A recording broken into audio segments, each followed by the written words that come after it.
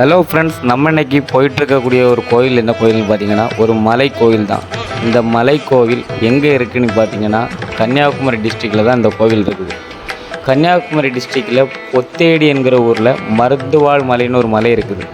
அந்த மலையோட பின்பக்கம் ஒரு சின்ன மலை இருக்குது, மருதுவா மலையோட சின்ன ஒரு மலை. அந்த மலை தான் தேவேந்திரன் மலை என்கக்கூடிய ஒரு மலை குன்று. பூலோகத்தில் தேவேந்திரனுக்கு இருக்கக்கூடிய ஒரே கோவில் இந்த கோவில் தான். ஹலோ ஃப்ரெண்ட்ஸ், நம்ம இன்றைக்கி இந்த மலை மேலே இருக்கக்கூடிய கோயிலுக்கு தான் நம்ம இந்த படிக்கட்டு விளையாட்டு போக போகிறோம்.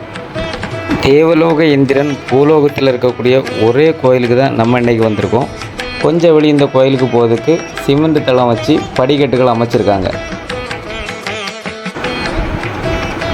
இந்த கோயிலோட ஒரு முதல் தளத்தில் பார்த்திங்கன்னா காயத்ரி அம்மன் பிரதிஷ்டை பண்ணி வச்சுருக்காங்க. ஃபஸ்ட்டு தளம் ஒரு காயத்ரி அம்மன் கோயில் இருக்குது. அதை சுற்றி பார்க்கலாம், சுற்றி சாமி கும்பிடலாம். அப்பேற்பட்ட ஒரு சூப்பரான ஒரு வசதியோடு இந்த கோயில் அமைச்சிருக்காங்க. முதல் தளத்தில் நான் இப்போ அந்த முதல் தளத்துக்கு வந்தாச்சு. செருப்புலாம் கலத்தி போட்டுட்டு காயத்ரி அம்மன் கோயிலில் போய் சாமிலாம் கும்பிட்டுட்டு அப்படி சுற்றி ஒருக்கா சாமி கும்பிடணும்னு சொல்லிட்டு சாமி கும்பிட்டோம்.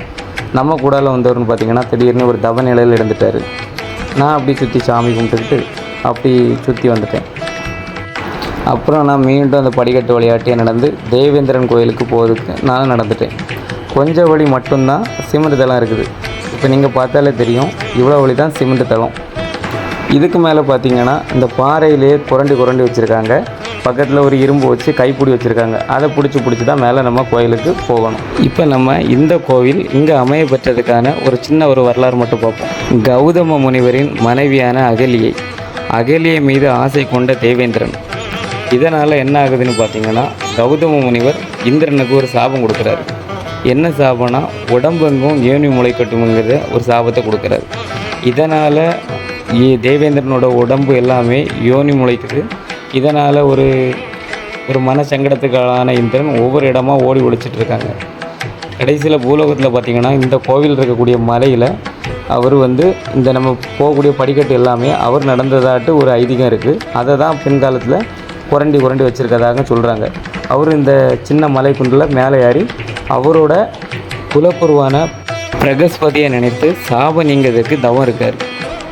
இந்த தவத்தினுடைய ஒரு தவநிலை அறிந்து பிரகஸ்பதி இவர் முன்னாடி தோன்றி இந்த சாபம் உனக்கு நீங்கன்னா பக்கத்தில் இருக்கிற சுசீந்திரத்தில் மும்மூர்த்திகள் இருக்காங்க. அந்த மும்மூர்த்திகளுக்கு முன்னாடி கொதிக்கும் நெய்யில் 1000 முறை நீ இழந்தால் அந்த பக்தியை மெச்சி அந்த மும்மூர்த்திகள் உனக்கு இந்த சாபத்துக்குடைய விமோசனம் கொடுப்பாங்கன்னு சொல்கிறாங்க. சாப விமோசனம் கிடைக்கும் என்று நிகழ்ந்த இந்திரன் சுசீந்திரம், அதாவது அப்போது ஞானாரண்யம் என்று சொல்லுவாங்க, அந்த இடத்துல மும்மூர்த்திகள் முன்னாடி போய் சிவன், பிரம்மா, விஷ்ணு அவங்க முன்னாடி கொதிக்கும் நெய்யில் ஒரு 1000 வாட்டி மூழ்கி எழுந்திருக்காங்க. இதனால் சிவன், பிரம்மா, விஷ்ணு இவர்களின் பக்தியை ஒரு கருத்தில் கொண்டு இவங்களுக்கு ஒரு சாப விமோசனம் தேவேந்திரன் கொடுத்துருக்காங்க. அதற்கு பிறகு தான் அந்த இடத்துக்கு பெயர் சுசீந்திரம் என்ற ஒரு பெயர் வந்திருக்கு. நம்ம இங்கே தேடி வந்த தேவகுல தேவேந்திரன் கோவில் இதுதான் தேவேந்திரன் சிற்பம், இதுதான் சிலை. மேலே வந்ததும் பார்த்திங்கன்னா சுனை இருக்குது. சுனையில் தண்ணி பார்த்திங்கன்னா ஜில்லுன்னு இருக்குது. உள்ளே நிறைய மீன்கள்லாம் இருந்துச்சு. நாங்கள் ஜில்லுன்னு தண்ணியில் முகத்தை கழுவிட்டு மேலே பார்த்திங்கன்னா ஐயப்பர் சன்னதி, முருகர் சன்னதி, தேவேந்திரன் சன்னதி எல்லாமே இருக்குது. இந்த கோவில் பார்த்திங்கன்னா கரெக்டாக மருதுவாழ் மலைக்கு பின்பக்கம் தான் இருக்குது. நீங்கள் மருதுவாழ் மலை பக்கத்தில் வந்தாலே போதும். அது பக்கத்தில் ஆலடி விலைக்கு போகக்கூடிய ஒரு ரோடு இருக்கும். அந்த ரோட்டு வழியாக வந்தீங்கன்னா இந்த தேவேந்திரன் கோயில் இருக்குது. ஒரு 20 நிமிஷத்தில் மேலே மலை கோயிலில் மேலே ஏறி கோயிலுக்கு வந்துடலாம். நாங்கள் கொஞ்சம் நேரம் மேலே சாமிலாம் கும்பிட்டுட்டு கொஞ்சம் நேரம் மேலே இருந்துட்டு அப்படி போயிட்டோம். கிளம்பலான்னு சொல்லும்போது நம்ம கூட வந்தவர் பார்த்திங்கன்னா இங்கே தேவேந்திரன் கோயில் முன்னாடி கரெக்டாக தவத்தில் இருந்துட்டார். சரி, அவர் ஒரு 10 நிமிஷம் தவத்தில் இருந்தார். மேலே பார்த்திங்கன்னா டைம் ஆயிட்டு அங்கேருந்து நாங்கள் கிளம்பிட்டோம்.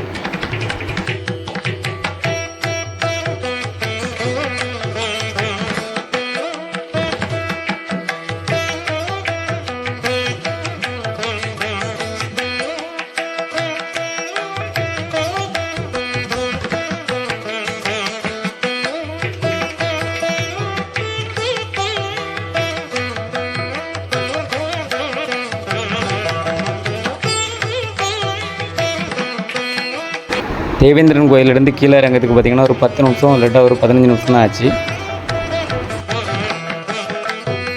மேலும் இன்ட்ரெஸ்டிங்கான இன்னொரு வீடியோவில் மீண்டும் சந்திக்கலாம்.